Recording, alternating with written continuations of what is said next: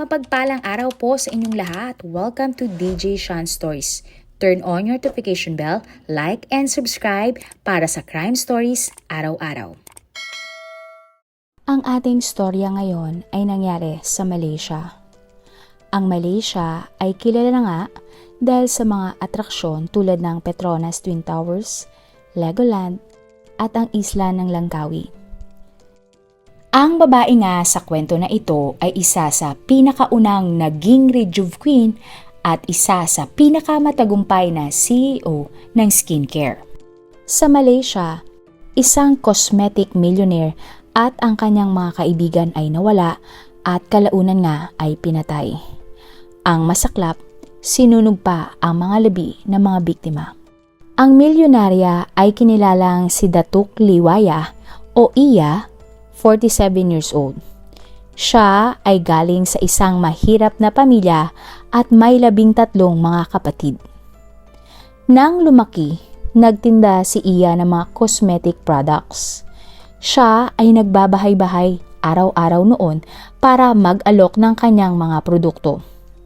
Dahil nga sa sipag ni Aya, nakapag-ipon siya at itinatag ang Novel Beauty Center noong 1990. At matapos nga ang marami pang taon, nakaipon muli si Iya at itinayo naman ang sarili niyang cosmetic company na Noveles Visages o NV. Sa paglipas nga ng panahon, ito ay patuloy na lumago at ngayon ay isa sa mga pinakamalaking cosmetics brand sa Malaysia. Sa loob ng 10 taon, lumawak pa ang brand na NV ni Iya at nakarating na nga sa mga bansa tulad ng Brunei, Singapore at Thailand. Suma total, higit 300 na ang mga store ng brand sa maraming bansa. Ang kabuang asset ng kumpanya ni Iya ay nagkakahalaga lamang ng 6.37 million Malaysian ringgit o 75.9 million pesos. At noong November 2006, pinakasalan ni Iya ang rock singer na si Nash, pero matapos ang 3 taon, noong May 2009 ay nag-divorce ang dalawa. Pero nagkaroon sila ng isang anak. Matapos ang hiwalayan, ang kumpanya ay pinahamalaan ni Iya kasama ang kanyang anak na si Erin. At dahil nga dito, si Iya ay itinuring bilang isa sa pinakamatagumpay na negosyante sa Malaysia. August 30, 2010, ang pangyayari. Ang businesswoman na si Iya, kasama ang abogado niyang si Ahmad, 32 years old, ang driver niyang si Kamar, 44 years old, at ang bank officer na si Noor, 38 years old, ay umalis papunta sa Banting. Kikitain kasi nila noon ang abogado na si Pat, 51 years old, isang Indian, para pag-usapan ang tungkol sa mga lupa na bibilhin ni Iya kay Pat.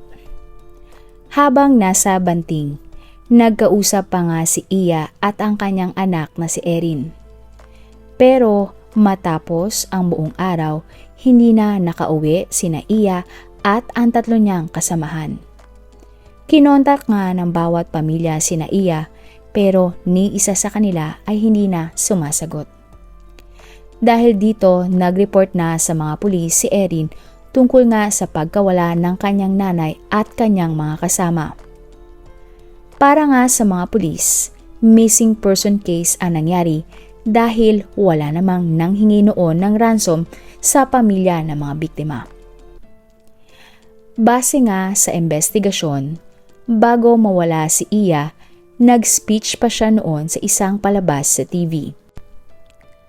Pagkatapos ay may pictorial pa nga siya para sa isang magazine na Juanita. At noong August 28, dumalo pa nga siya sa isang event ng pag-aayuno. Nalaman din ng mga pulis na umattend ng hearing si Iya para sa property claim case laban sa kanyang ex-husband. Ayon pa sa investigasyon, may dalang 4 million Malaysian ringgit o 47 million pesos si Iya nang sila ay pumunta sa Banting para nga bilhin ang mga lupa ni Pat na may halagang 1.4 million Malaysian ringgit o 16 million pesos. At matapos nga ang 6 na araw, September 6, 2010, nakita ang sasakyan ni Iya at ng kanyang abogado ni si Ahmad sa magkaibang lugar sa Subang, Java. 1 oras ang layo mula sa Banting. Nakakuha ang mga pulis ng fingerprints at DNA mula sa mga sasakyan. September 7, 2010, napag-alaman ng mga pulis na may kikitain nga dapat sina Iya na isang abogado at ito nga ay si Pat. At dahil nga si Pat ang posibleng huling kasama ni Iya at ng kanyang mga kasama, siya ang naging unang lead ng mga pulis. Kaya naman, ng September 9, 2010, nagpunta ang mga pulis sa farm ni Pat para mag-imbestiga. May nakausap na isang kapitbahay ang mga pulis at nagsabi na nakita niya nga sina Iya at ang kanyang mga kasama na pumasok sa farm ni Pat. Ayon pa sa witness na ito, ilang oras ang nakalipas ay nakarinig pa siya ng sigaw ng isang babae at malaking apoy na nagmumula daw sa farm. Dahil nga dito, pinasok ng mga pulis ang farm. Napansin agad ng mga pulis ang lakas ng amoy ng gas sa buong farm. Sila ay may nakitang isang parte doon na maitim ang lupa. Nang hukayin nga nila ito, ay nakita nila ang ilang buto ng mga tao. Ang mga buto ay kinolekta ng mga pulis at ibinigay sa mga medic para sa isang forensic examination. Sa farm, nakuha rin ng mga pulis ang isang matigas na kahoy na may bakas ng dugo at may mga bakas din ng dugo ang dingding ng loob ng bahay ng farm. Ang ilog naman na malapit sa farm ay sinuyod din ng mga pulis, kung saan na-recover nila ang ilang mga relo at cellphone. Maging ang isang patalim ay na-recover din ng mga pulis sa ilog. Kinumpirma naman ng pamilya ng mga biktima na ang mga bagay na nakuha sa ilog ay pag-aari ni na Ahmad, Kamar at Noor.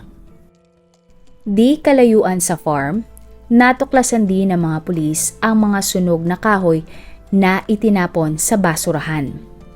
Nakuha din nila ang ilang perasong bubong na may mga bakas din ng dugo.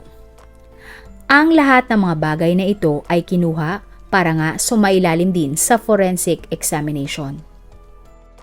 September 10, 2010, lumabas nga ang resulta ng forensic examination na ang mga buto na na-recover ay pagmay-may-ari nga ni na Iya, Ahmad, Kamar at Noor.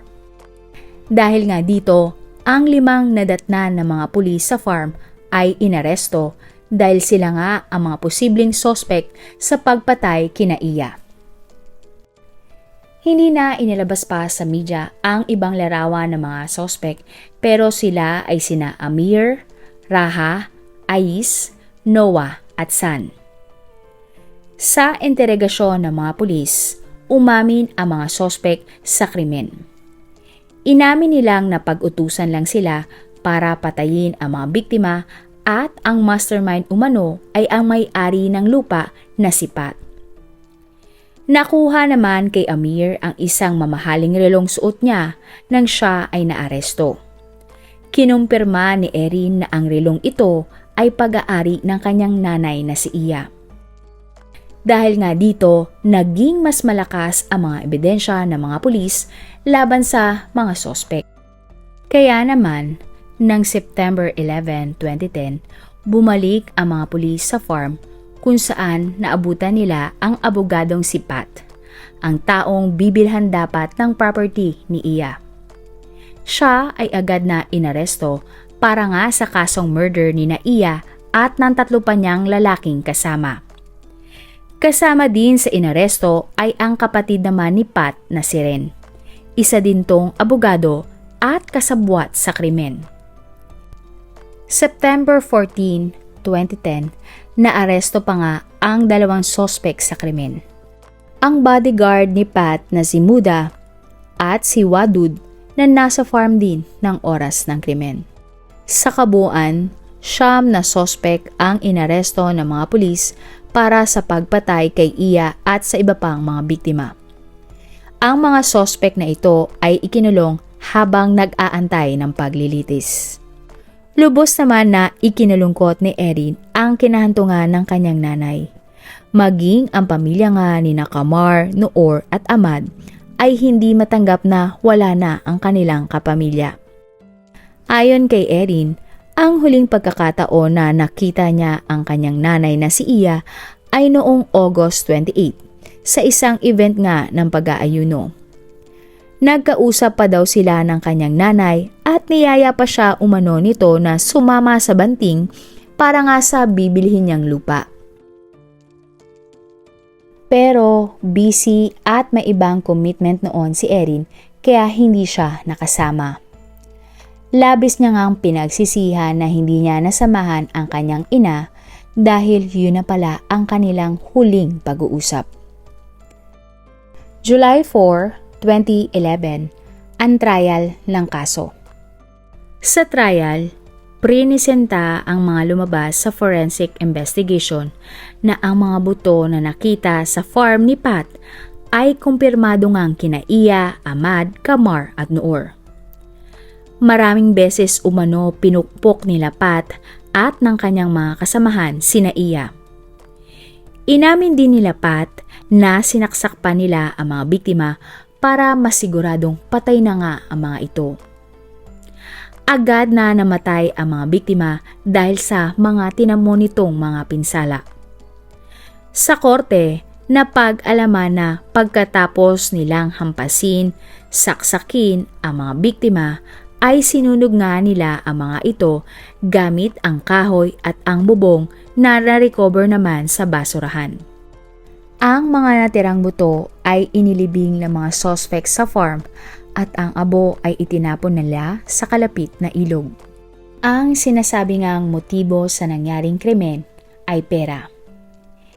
Inamin kasi ni Pat na gusto kasi nilang kunin ang perang ibabayad sa lupa ni Iya pero hindi nila ibibigay ang titulo ng lupa. Hindi pumayag sina Iya kaya naman pinatay nila Pat ang mga tauhan niya at siya sa loob ng farm. Kaya nga para sa prosekusyon, naging gahaman sa pera si Pat kaya niya pinatay ang mga biktima. Dagdag pa ng prosekusyon, napakasama ng ginawa ni Pat at nag-ugat ito dahil nga lang sa pera. Maayos naman daw kausap si Iya sa negosyo pero siya ay trinaydor na mga taong pinagkatiwalaan niya. Pinakita din ng prosekusyon ang mga ebidensya sa korte na si Pat ay may mga nakaalitan na tungkol nga sa pagbebenta nito ng lupa. Tinatakot daw ni Pat ang mga ito kaya hindi na nagsusubong pa sa mga pulis. Inilabas din ng prosekusyon ang pinakamahalagang ebidensya sa kaso. Ang mamahaling relo ni Iya ay nakuha sa isa sa mga sospek at ginawang souvenir matapos patayin at sunugin ang mga biktima. Wala naman naging pahayag pa ang magkapatid na abogado laban sa kaso. Maging ang ibang sospek ay wala na ring sinabi habang nasa korte. Inilarawan ng judge na ang ginawa ni Pat ay sobrang brutal at hindi makatao. Kaya nga kalaunan, napatunayan sa korte na ang 9 na sospek ay guilty sa pagpatay kina Iya, Ahmad, Kamar at Noor. Ang hatol sa mga sospek. May 2013, sina Ren, Noah, San, Muda at Wadud ay hinatulan ng korte ng Malaysia ng 7 years na pagkakakulong para sa partisipasyon nila sa krimen at tangkang pagtatago nga sa mga ebidensya. Pero umapila ang prosekusyon dahil naniniwala silang malaki din ang naging parte ng mga ito para sa pagpatay kina Iya dahil wala silang ginawa para isumbong ang krimen sa mga pulis. Kaya naman, Matapos ang 1 taon, hinatulan ng korte sina Ren, Noah, San, Muda at Wadud ng 20 years na pagkakakulong.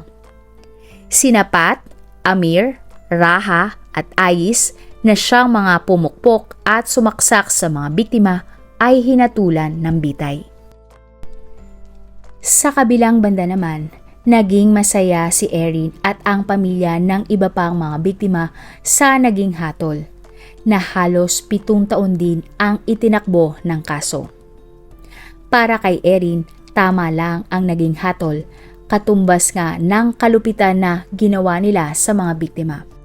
Pero noong 2018, lumabas ang isang interview kay Erin na nananawagan sa pamahalaan ng Malaysia na huwag tanggalin ang mandatory death penalty dahil hindi ito patas para sa mga pamilya ng mga biktima.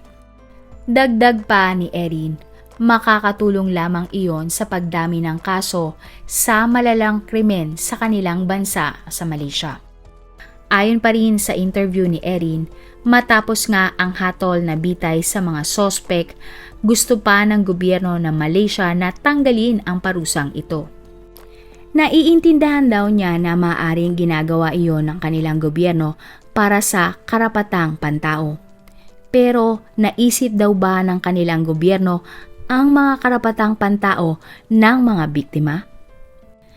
Para din kay Erin, kailangan higpitan ang mga umiiral na batas at huwag paluwagin dahil mas mahalaga ang kaligtasan ng mga Malaysian para mapanatili ang kapayapaan sa kanilang bansa. Magpahanggang ngayon ay nakabinbin pa din ang hatol na death penalty sa mga sospek. Ang mga ganitong kaso ay hindi naman bago. Meron nga ding kaso nito na ganito rin nangyari sa Pilipinas kung saan ang mag-asawa ay kikitain naman ang bibili ng kanilang lupa. Pero sa halip, sila ay kinidnap, sinakay sa kanilang sasakyan at pinatay. Kaya kung kayo ay may mga transaksyon o mga transaksyon sa mga taong hindi nyo pa lubusang kilala, ay huwag basta-basta pupunta sa isang lugar na hindi kayo pamilyar o maaring makipag-meet na lang sa mataong lugar. Marami pong salamat sa inyong panonood. Abangan niyo po ang ating susunod na crime story sa loob at labas ng ating bansa. Dito lang yan sa DJ Sean Stories. Do not forget to like and subscribe. God bless everyone. This is your DJ Sean.